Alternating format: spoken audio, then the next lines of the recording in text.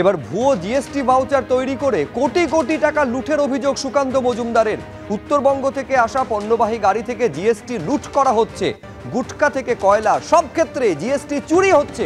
GST চুরির টাকা ঢুকছে তৃণমূল নেতাদের পকেটে।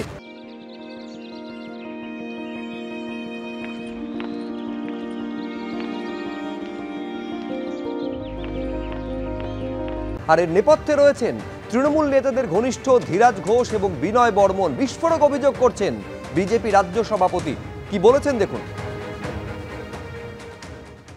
উত্তরবঙ্গ দিয়ে যতগুলো গাড়ি ঢোকে ফেক জিএসটি ভাউচার বানিয়ে এবং জিএসটি চুরি করে কেন্দ্র তথা রাজ্য সরকারের অর্থাৎ বাংলার সাধারণ মানুষের কোটি কোটি টাকা সেখানে লুট হচ্ছে, কোটি কোটি টাকা লুট হচ্ছে। এবং এর সাথে যুক্ত যে ব্যক্তি ধীরাজ ঘোষ, বিনয় বর্মন, এবং শুধু তাই নয়, গুটকা, কয়লা, সোনা, এরকম একাধিক জিনিসপত্র, এই সব জিনিসপত্রের উপরে যে ট্যাক্স বা জিএসটি, সেই জিএসটি চুরি হচ্ছে।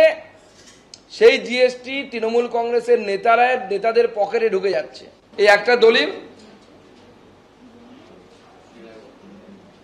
শ্রী ধীরাজ ঘোষ সন অফ দেবব্রত নাথ ঘোষ, এই যত দলিল দেখতে পাচ্ছেন সবগুলো একজনেরই নামে। মোট 400 খানা জমি আছে, আমরা 145টা বের করতে পেরেছি ধীরাজ ঘোষের নামে, সব ধীরাজ ঘোষের নামে। তৃণমূল কংগ্রেসের খোদ লোক, তৃণমূল কংগ্রেসের নেতাদের অত্যন্ত কাছের।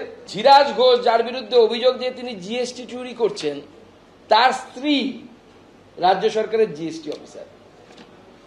তার স্ত্রী, ধীরাজ ঘোষের স্ত্রী, মাটি গাড়াতেই বসে আছেন তিনি রাজ্য সরকারের জিএসটির এসটিও হয়ে, এবং স্ত্রীর সহযোগিতায় পুরো এই জিএসটির কারবারটা চলছে।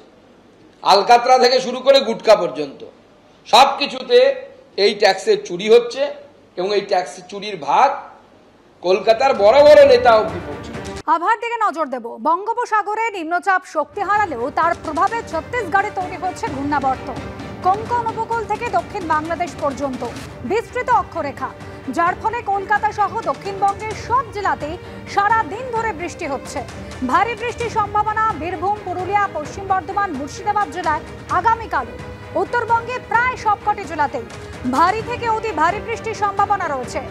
এক নাগারে বৃষ্টিতে দুই বঙ্গে একাধিক নদীর জলস্তর বাড়তে পারে বলে আশঙ্কা, যার ফলে পুজোর আগে ফের বিভিন্ন এলাকা প্লাবিত হওয়ার আশঙ্কা রয়েছে।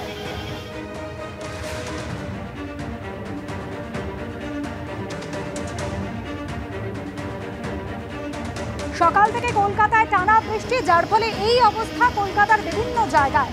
সকালের দিকে জলমগ্ন হয়ে পড়ে চিনার পার্ক, জল জমে কৈকালির হলদিরামের সামনে। সকালের দিকে গাড়ি বিকল হয়ে যাওয়ায় জলে নেমে আরোহীদের গাড়ি ঠেলতে পর্যন্ত দেখা গেল।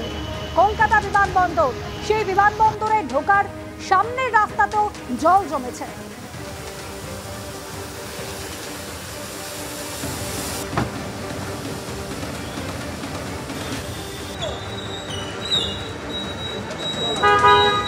সকাল থেকে এরকমের জলমগ্ন অবস্থা চিনার পার্কে।